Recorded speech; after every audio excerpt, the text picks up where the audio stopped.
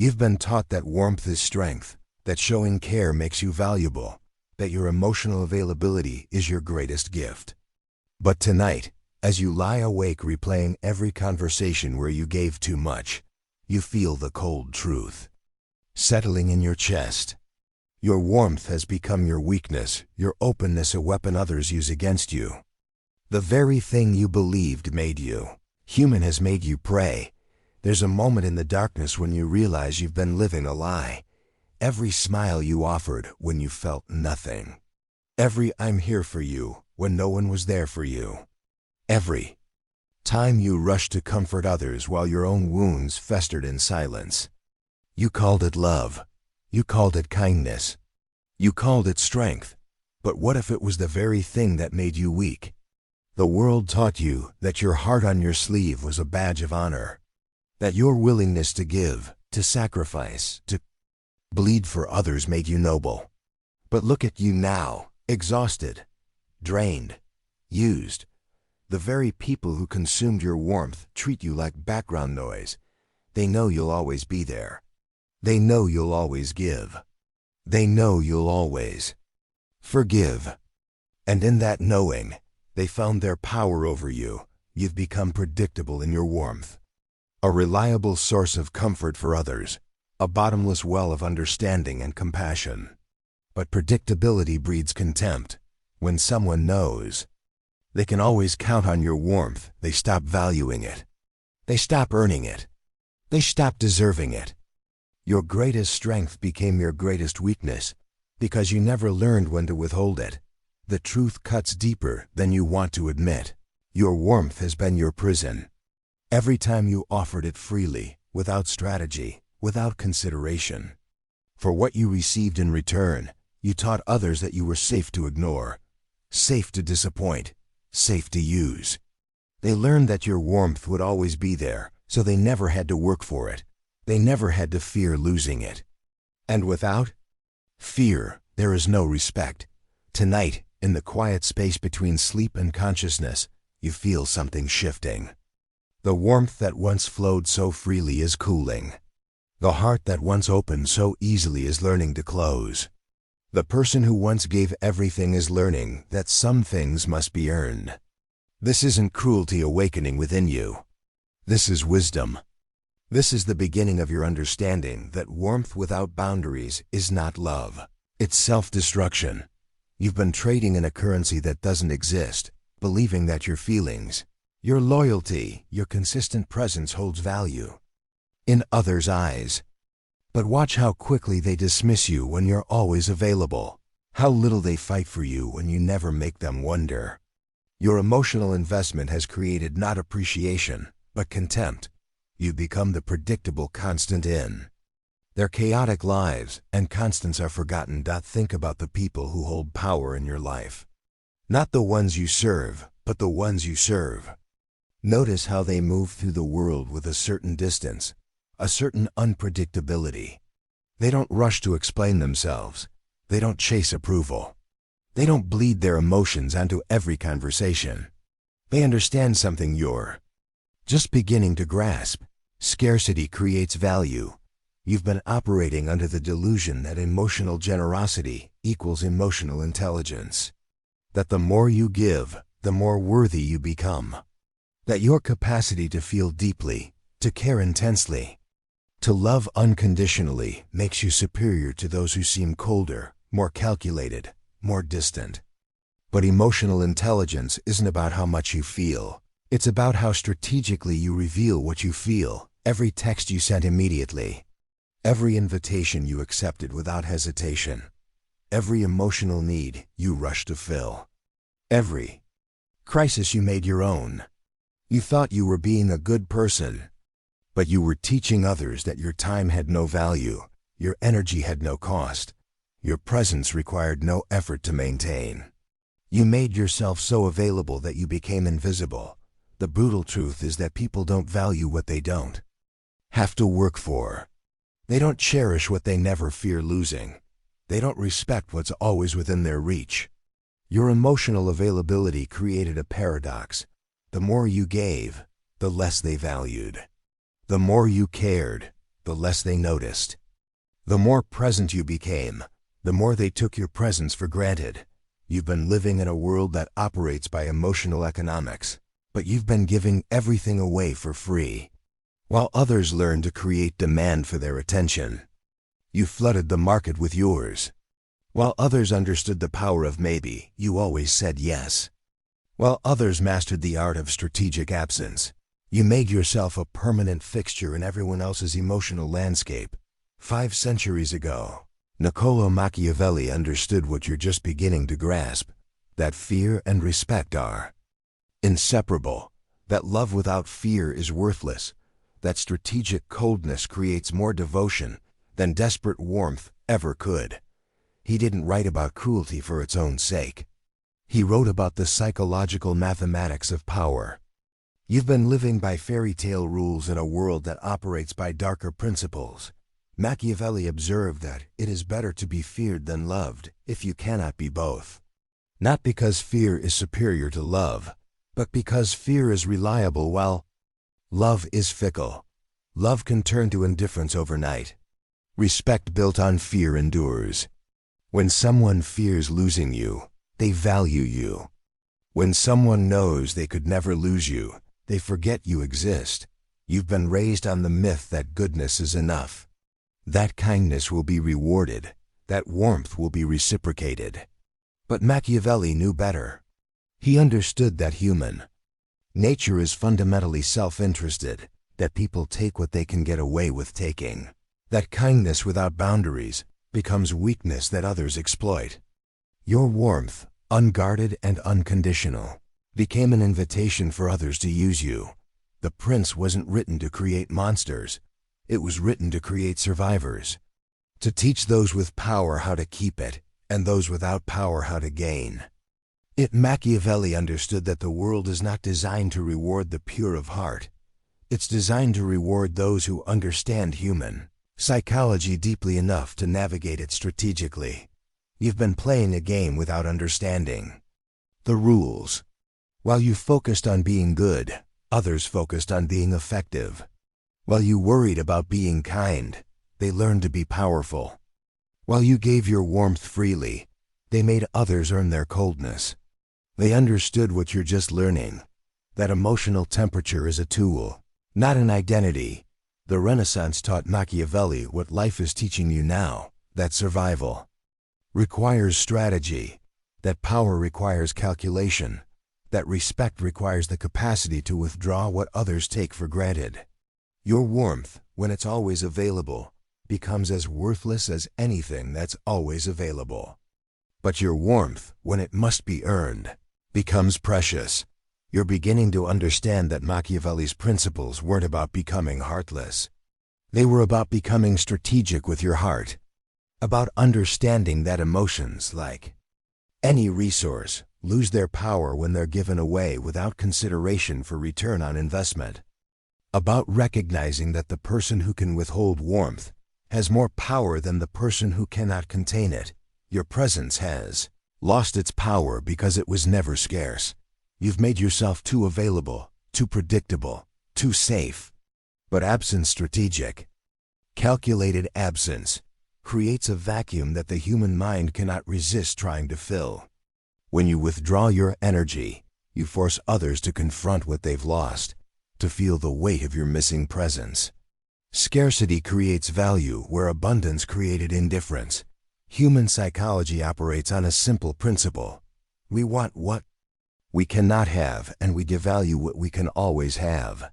You've been giving others everything they wanted from you before they even knew they wanted it.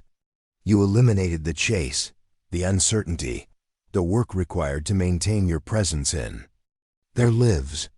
You made yourself so easy to have that having you became meaningless. Think about the relationships in your life where you hold the power.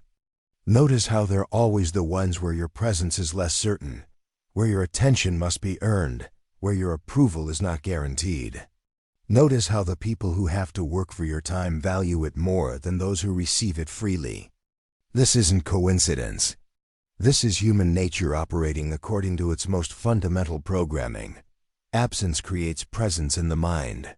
When you're always there, you occupy no mental space.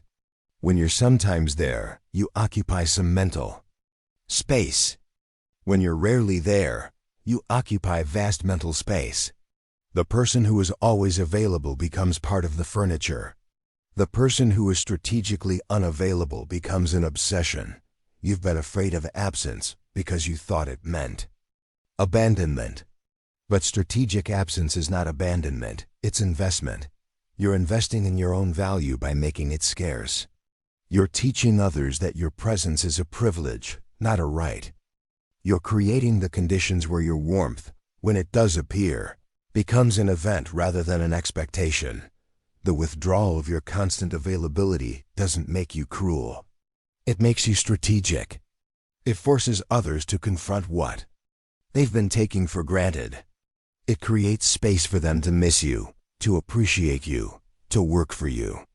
Your absence becomes more powerful than your presence ever was, because it makes your presence meaningful again.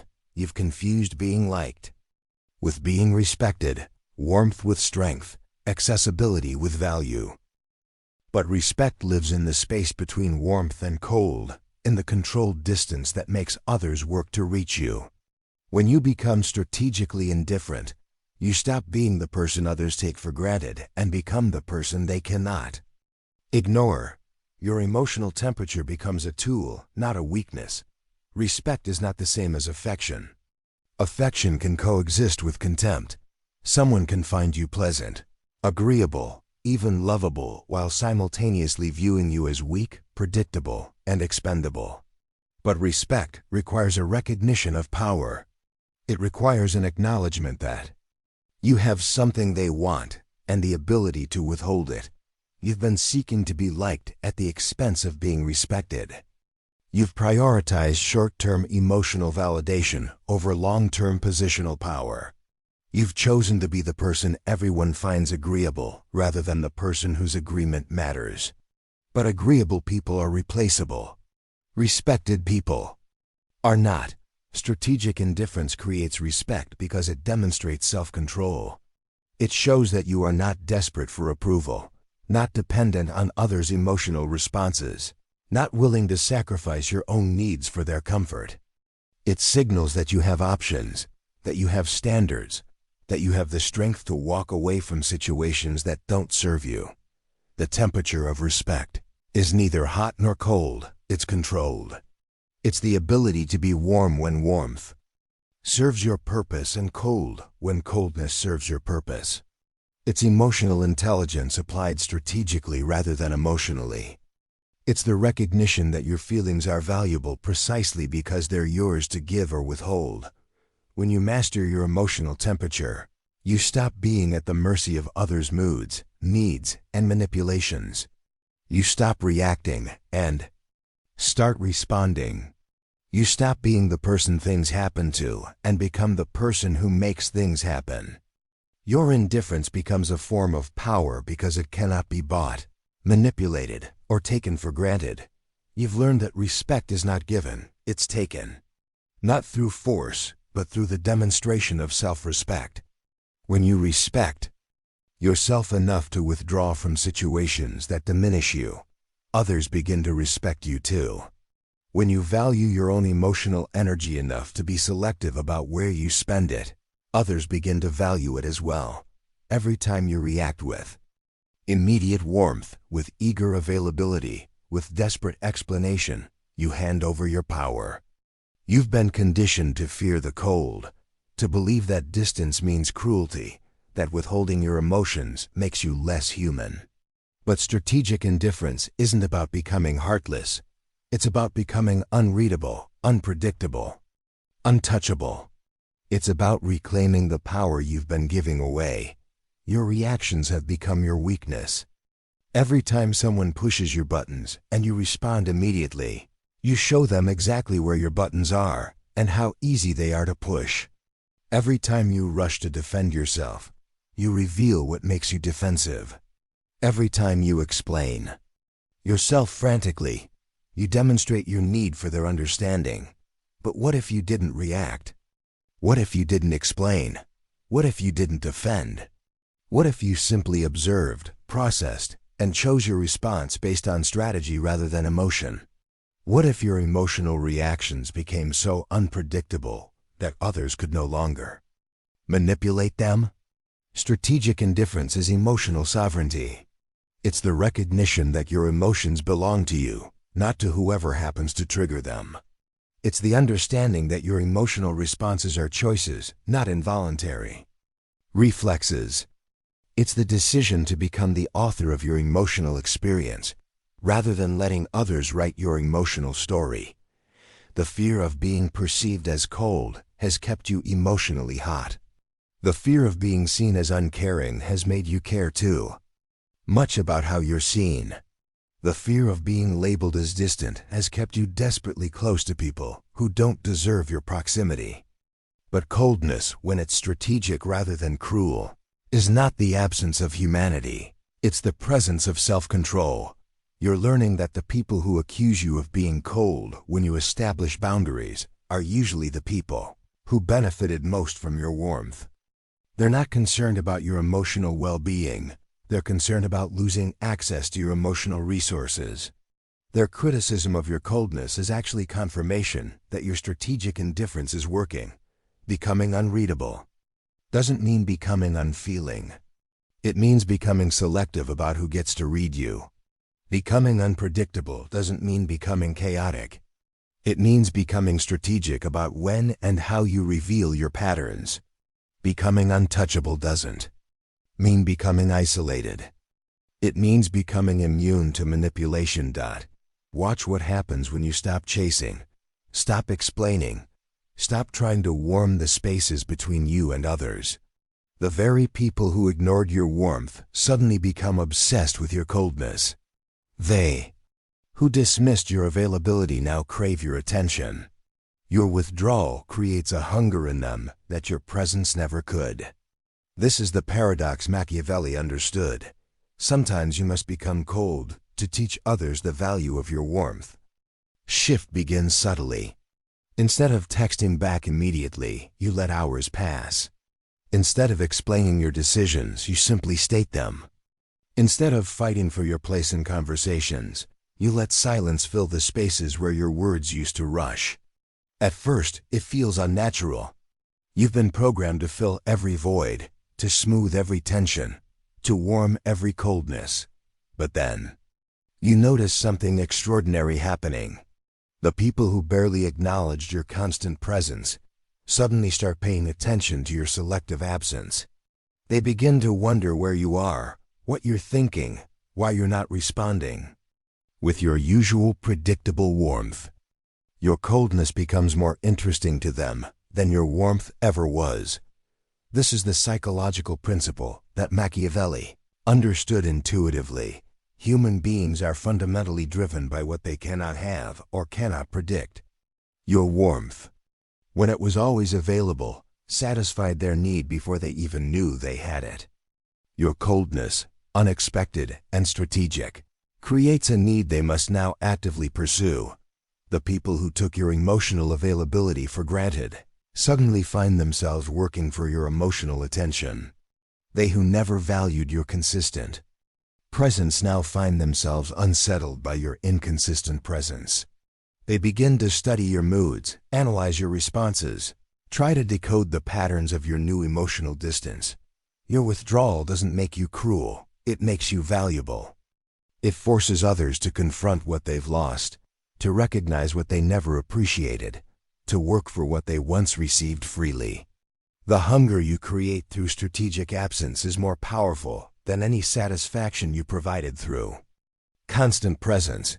You realize that your previous warmth was actually a form of emotional poverty. You were giving everything away because you believed you had nothing else to offer. But now you understand that your capacity to withhold is your capacity to choose.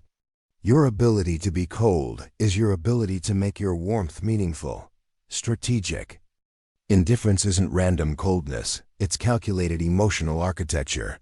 You learn to respond, not react. To observe, not engage. To choose silence over explanation, distance over desperation. You begin to see your emotional energy as a finite resource, not an endless well. Every interaction becomes a conscious choice, every response a strategic decision. Your indifference becomes a fortress that protects your true self. The architecture of indifference is built on foundation of self-respect. Every boundary you establish is a wall that protects your emotional center. Every selective response is a door that opens only when it serves your purpose. Every strategic silence is a moat that others must cross to reach your true feelings. You begin to design your emotional availability like an architect designs a building. Who gets access to which floors? Who gets invited into the private spaces? Who earns the right to your vulnerability? Who deserves your warmth? These become conscious decisions rather than automatic responses. Your emotional energy becomes currency rather than charity. You stop giving it away freely and start investing it strategically. You ask yourself, what return do I get on this emotional investment? Does this person value what I'm offering? Are they willing to match my energy, or are they simply consuming it? The transition from reaction to response is the transition from powerlessness to power. When you react, you're at the mercy of others' actions. When you respond, you're the author of your own emotional experience. Response implies choice, consideration, strategy. Reaction implies compulsion, helplessness, loss of control. Observation becomes your superpower. Instead of immediately engaging with every emotional trigger, you step back and observe. What is this person trying to get from me? What emotional response are they seeking? What would serve my best interests in this moment? This pause between stimulus and response is where your power lives. Your silence becomes more eloquent than your words ever were. When you stop rushing to fill every conversational void, others must confront the weight of their own words. When you stop explaining yourself, others must work harder to understand you. When you stop defending your choices, others must accept them without your justification. Distance becomes your ally rather than your enemy. Physical distance, emotional distance, temporal distance, all become tools in your arsenal of strategic indifference. You learn that sometimes the most powerful thing you can do is nothing. Sometimes the strongest response is no response. Sometimes the clearest communication is silence. When you become strategically indifferent, you trigger something primal in others, the fear of losing what they cannot control. Your unpredictability becomes their obsession. They begin to study your moods, analyze your responses, fight for your attention in ways they never did when you freely gave it. You've become the very thing you once chased, someone whose approval matters, whose presence is earned, whose coldness burns hotter than any warmth. That the fear you create is not the fear of violence or cruelty, it's the fear of irrelevance. When you become strategically indifferent, others suddenly realize they might not matter to you as much as they assumed. This possibility terrifies them because it forces them to confront their own dispensability. Your unpredictability becomes their preoccupation. They who once ignored your predictable patterns now obsess over your unpredictable ones. They analyze every interaction, searching for clues about your emotional state, your intentions, your level of interest in them. Your indifference creates more mental activity in others than your attention ever did. The attention they now give you is qualitatively different from any attention you received through warmth. This attention is active rather than passive, earned rather than given, strategic rather than automatic. They're not responding to your emotional availability, they're pursuing your emotional unavailability. You've become a puzzle they need to solve, a code they need to crack, a fortress they need to breach. Your strategic indifference has transformed you from background noise into primary focus. They who once took you for granted now take you seriously. Because they can no longer take you at all. The power dynamic has shifted fundamentally. Instead of you working for their attention, they're working for yours. Instead of you explaining yourself to them, they're trying to explain themselves to you. Instead of you pursuing their approval, they're pursuing yours. Your indifference has made you the center of attention in a way your attention-seeking never could. This reversal of power doesn't make you manipulative, it makes you strategic. You're not playing games with others' emotions. You're protecting your own. You're not withholding warmth to be cruel. You're conserving it to be effective. You're not creating fear to dominate others. You're creating respect to free yourself. The fear others feel is actually respect in disguise. They fear losing you because they finally recognized your value. They fear your indifference because they finally understood your power. They fear your distance because they finally appreciated your presence.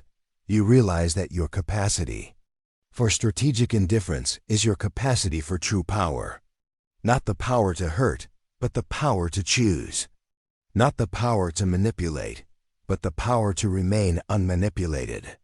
Your emotional ice becomes your armor, your detachment your strength. You've learned to love from a distance, to care without attachment, to remain human while becoming untouchable. This is the sovereignty Machiavelli promised, the freedom that comes from mastering your own emotional temperature. True power is not the power over others, it's power over yourself.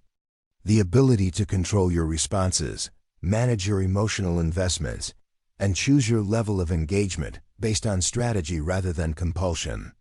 Your strategic indifference becomes the foundation of your personal sovereignty. Your emotional ice is not frozen, it's controlled. It can melt when it serves your purpose and freeze when protection is needed.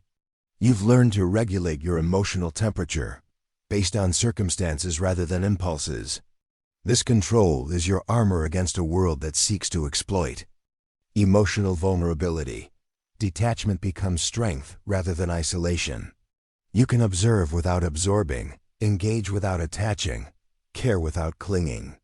You've learned the difference between loving someone and being dependent on them, between caring about someone and being controlled by that caring. The love you now offer is pure because it's chosen rather than compulsive. The care you provide is more valuable because it's selective rather than automatic. The warmth you share is more meaningful because it's strategic rather than desperate. You've elevated your emotional offerings from charity to investment. Distance doesn't make you inhuman, it makes you powerfully human.